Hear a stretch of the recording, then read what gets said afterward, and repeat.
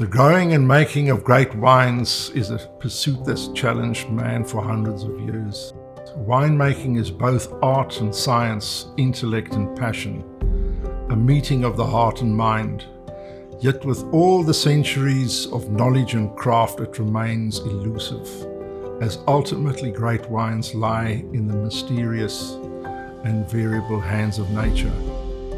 In the early 90s, I managed to get a committee around a table, and just remember in those times everything was done on a committee basis. At the time I had explained to them, we must be the only country in the world where the origin of wine is where the bloody winery is. And that's nonsense. I mean, the winery is irrelevant in this, it's where the vineyard lies. And within half an hour we had everybody in agreement, and within 3 weeks the laws were changed. And that was again revolutionary for its time, because this could normally take years. But I think more than that, it also paved the way for many producers to follow that concept. I mean, I looked at Elgin predominantly as a source of Sauvignon Blanc and Chardonnay.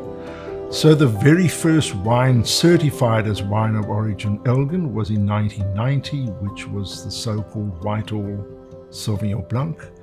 And that was followed by a Chardonnay in 94. 1991 saw the first of the Piekenierskloof Sauvignon Blancs, and again just very, very distinctly different from anything else. I also have a very good friend who farms in the Piekenierskloof, which is sort of on your way to Citrusdal, and his father planted Grenache Noir in the 50s and followed up with further plantings in the 60s. So arguably we're dealing with some really beautiful old vine Grenache, and we started experimental lots, sort of small batch winemaking in the late 90s, and released the first, let's call it, commercial wine of origin Piekenierskloof in 2004.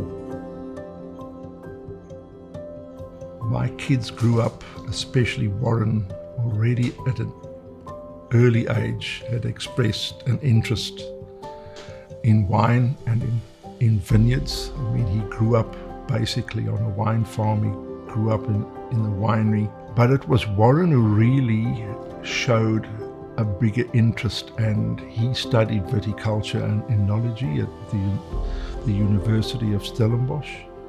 He has already, in a short period of time, in 10 years, has brought in stylistic changes, wine design elements that have added a tremendous amount of quality. He is somebody really in touch with what the international palate's about, but most importantly, he has this wonderful affinity to match sight to the right style of wine. At Neil Ellis Wines, it's pursuing the same vision as my father, having the same mindset. We are always looking for new sites, but never neglecting our old sites. And that, I think, just gives me a lot of encouragement that I think ultimately we pointed in the right direction.